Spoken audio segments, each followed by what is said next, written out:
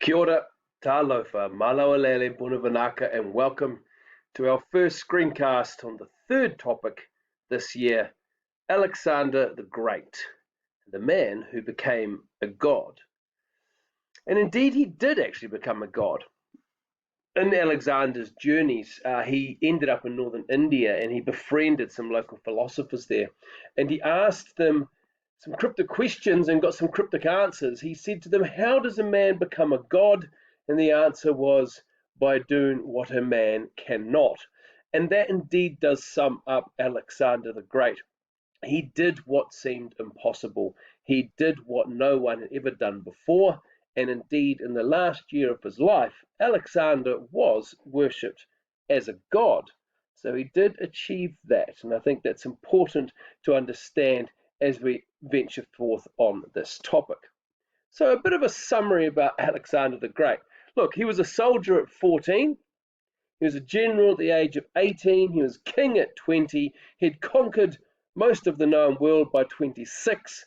In his last year of his life, he was worshipped as a god, and then he died at 32. So it's a broad sweep of Alexander that I think does sum up his greatness. First of all, some geography. Where was Alexander from? He was from Macedonia, which is in northern Greece. You can see the area here. Here is Macedonia. Here's Athens down here. There is some modern confusion you might come across.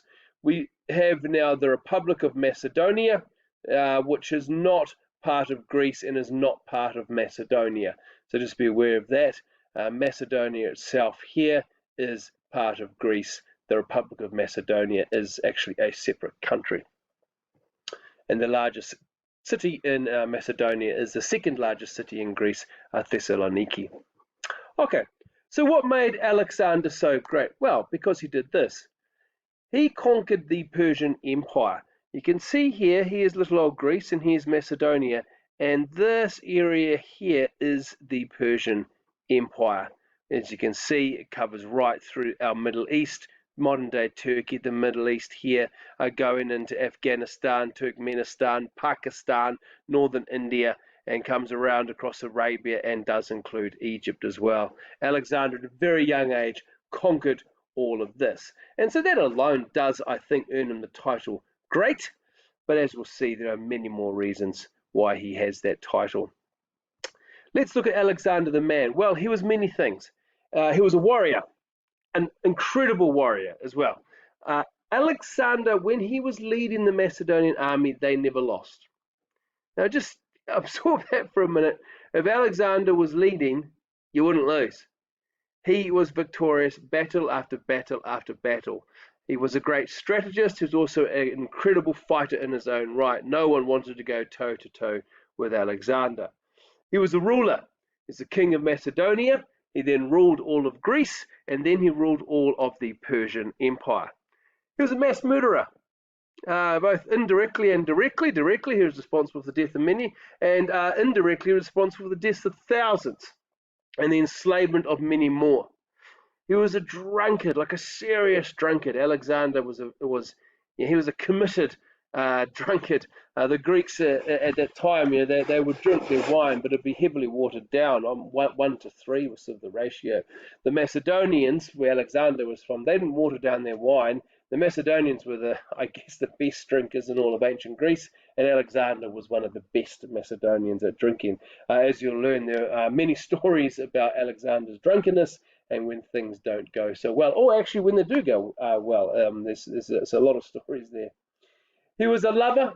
He had one true love all of his life, was his closest friend Hephaestion, a male. He did have sexual relationships with females. In fact, he had 3 children. 2 outlived him. 1 died a few weeks after. But he was, I guess, what you would say, well, nowadays we would term him bisexual. The Greeks, as you know, didn't really have any concept of that. But his main one true love was his closest friend, Hephaestion. He was a bit of a scholar. He was actually tutored by Aristotle for 3 years when he was a young and mid-teen. And on his expedition to go and conquer the Persian Empire, he brought with him historians, geographers, map makers, road makers, scientists, astrologists. Alexander was thirsty for knowledge. He was a visionary. He could see things that others couldn't see. He could see the conquering of the Persian Empire and Greece being free from the fear of Persia. And he could see, I guess, a European and Asian united continent under his rule. He was also an ego-driven madman. Alexander's ego knew no bounds, and he could well be described as mad, certainly by the end of his life. But in terms of his divine parentage, Alexander was a son of the gods. His father, Philip II, claimed descent from Heracles, or the Roman Hercules. Hopefully you know of him, performed so many great tasks that the gods were thus impressed and lifted him up to heaven, the strongest of all. So for his father's line, Alexander is descended from Heracles. On his mother's line, his mother's name was Olympias. She was descended from Achilles, the greatest warrior of them all in the Trojan War, if you know your Iliad, or indeed if you've seen the movie Troy. So there we have Alexander is descended from the gods. He really is. He has this sort of divine ancestry. And while we're in the 21st century, we might, even look upon that a bit skeptically. We might even scoff, but they'll be missing the point. Alexander and everyone else truly believed he was descended from Heracles and Achilles, and that really is all that matters. There's a video here which we will watch in class. This is just some 10 top facts about Alexander. I do recommend you watch it. It's watchmojo.com. It's very cool. Got some little facts about him. How do we know about Alexander? Well, our four main authors you can see here, Arrian, Plutarch, Curtius, and Diodorus. And as you can see from this table, the earliest of them were writing 300 years after the death of Alexander. So all of our sources here, Arrian, Plutarch, Curtius, and Diodorus, they're actually secondary sources. Okay, they're ancient sources, but they're secondary. What they used was the primary sources, those people who actually wrote at the time of Alexander's life. And indeed, Arrian draws heavily on the memoirs of Ptolemy, who was one of Alexander's generals. They have different foci. Arrian is about the military, as you can see. Plutarch is the only source for Alexander's boyhood. Curtius focuses on the rise and then the fall of Alexander, and Diodorus does a comparative history of other great men, it must be said, of history. They're biased, we're all biased, but Arrian is very pro-Alexander. Often it's what Arrian doesn't say that is most interesting. He'll gloss over, even won't mention certain things that might put Alexander in a bad light. Plutarch is all about Alexander's personality. I particularly enjoy reading Plutarch. It's really cool hearing about the personality of the man. Curtius goes for the sensationalist, and he gives details that others don't. Diodorus definitely admires Alexander, but is less, perhaps, dramatic than the others. We also have the Babylonian astrological diaries. I think they were discovered in the 1970s. Someone correct me if I'm wrong there.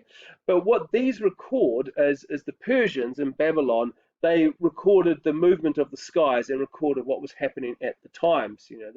The harvest is in line with the stars and so on. And they recorded the invasion of Alexander. So we learn from the Babylonian astrological diaries some good dates about when Alexander did what he did in invading Persia. We also have inscriptions that add to our knowledge, particularly in Egypt. Alexander was crowned pharaoh in Egypt, and on many ancient Egyptian monuments, there are inscriptions of Alexander telling us more about him, and particularly when he was there, so they're very useful. We also have coins. You can see that this coin here was minted by Alexander. On this side here, who's wearing the lion headdress, I should say, of Hercules, his famous ancestor. And over here we have Zeus.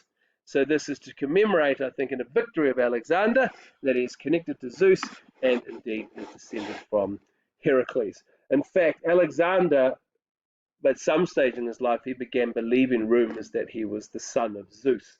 There's a whole story around that, which we will learn about. How else do we know about Alexander? There are many books written about Alexander.